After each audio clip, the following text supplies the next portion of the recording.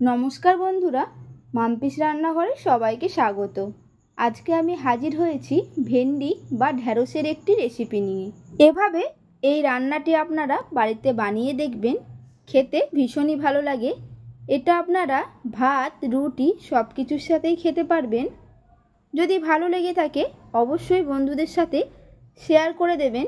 তাহলে দেখে নিন আমি কিভাবে বানাচ্ছি ভেন্ডির এই রেসিপি। এটা বানানোর জন্য সবার প্রথমে আমি ভেন্ডির মাথার দিকটা কেটে নিয়ে মাঝখান দিয়ে 4 টুকরো করে নিয়েছি। দেখুন লম্বা লম্বা করে ভেন্ডিগুলোকে কেটে নিয়েছি। ভেন্ডি আমি সবার প্রথমে ধুয়ে নিয়েছি, তারপর কেটেছি। এরপরেই কেটে রাখা ভেন্ডিগুলো একটা বাটির মধ্যে ঢেলে নিলাম। দিয়ে দিলাম 1/2 চামচ হলুদ গুঁড়ো, 1 চামচ নুন, আর দিলাম 2 চামচ বেসন। এরপর ভেন্ডিটাকে খুব ভালোভাবে মাখিয়ে নেব, যাতে প্রত্যেকটার গায়ে খুব ভালোভাবে লেগে যায়। এরকমভাবে 2 মিনিট আমি খুব ভালোভাবে মাখিয়ে নিয়েছি, দিয়ে রেখে দিলাম 5 মিনিটের জন্য। আর লাগছে একটা বড় সাইজের পেঁয়াজ, যেগুলোকে আমি কুচিয়ে নিয়েছি, আর 5 থেকে 6 কোয়া রসুন আমি কুচিয়ে নিয়েছি। রান্নাটা করার জন্য সবার প্রথমে আমি কড়াই গরম করে নিয়ে দিয়ে দিলাম সর্ষের তেল। তেলটা যখন গরম হয়ে যাবে দিয়ে দিলাম ম্যারিনেট করে রাখা ভেন্ডি। এরপর খুব ভালোভাবে ভাজতে থাকবো যতক্ষণ না ভেন্ডির গায়ে হালকা বাদামি রঙের হচ্ছে। দেখুন ভেন্ডিগুলো আমার ভাজা হয়ে গেছে। এরপর এগুলোকে একটা প্লেটের মধ্যে আমি তুলে নিলাম। ওই একই কড়াইয়ের মধ্যেই দিয়ে দিলাম বেশ কিছুটা সর্ষের তেল। তেলটাকে গরম করে নিয়ে দিয়ে দিলাম 1/2 চামচ গোটা জিরে। 2টো শুকনো লঙ্কাকে আমি মাঝখান দিয়ে কেটে দিয়ে দিলাম, আর দিলাম ছোট চামচের 1 চামচ হিং। এরপর খুব ভালোভাবে মিশিয়ে নিলাম প্রায় 10 থেকে 15 সেকেন্ড।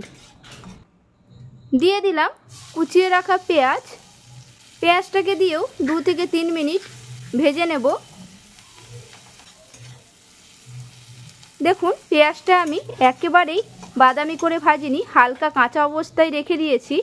দিয়ে দিলাম কুচিয়ে রাখা রসুন। এরপর রসুন আর পেঁয়াজটাকেও ভাজতে থাকবো 2 মিনিট। দেখুন খুব ভালোভাবে ভাজা হয়ে গেছে। দিয়ে দিলাম 1/2 চামচ জিরের গুঁড়ো, 1/2 চামচ ধনের গুঁড়ো, 1/2 চামচ হলুদ গুঁড়ো, 1/2 চামচ লঙ্কার গুঁড়ো, 4টে চেরা কাঁচা লঙ্কা, অল্প জল দিয়ে দিলাম। এরপর মশলাটাকে কষিয়ে নেব 2 থেকে 3 মিনিট।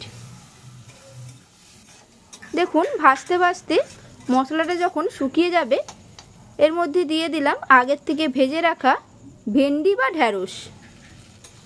ঢ্যাঁড়সটাকে মিশিয়ে নেব যাতে খুব ভালোভাবে মশলার সাথে মিশে যায়। এরপর এটাকে ঢাকা দিয়ে হতে দেব প্রায় 5 থেকে 6 মিনিট। অবশ্যই গ্যাসের ফ্লেমটাকে লো করে রাখবেন। 6 মিনিট পর ঢাকনাটা খুলে নিলাম। দেখুন ভেন্ডিটাও নরম হয়ে গেছে আর তেল ছাড়তে শুরু করেছে। 2 মিনিট নাড়াচাড়া করে নিয়ে গ্যাসটাকে বন্ধ করে দিলাম। রেডি হয়ে গেল আমার আজকের রেসিপি মশলা ভেন্ডি। এইভাবে বাড়িতে বানিয়ে দেখবেন, খেতে ভীষণই ভালো লাগে। এটা আপনারা ভাত, রুটি সব কিছুর সাথেই খেতে পারবেন। খুবই কম সময়ের মধ্যে আর কম মশলায় বাড়িতে তাড়াতাড়ি বানিয়ে ফেলতে পারবেন।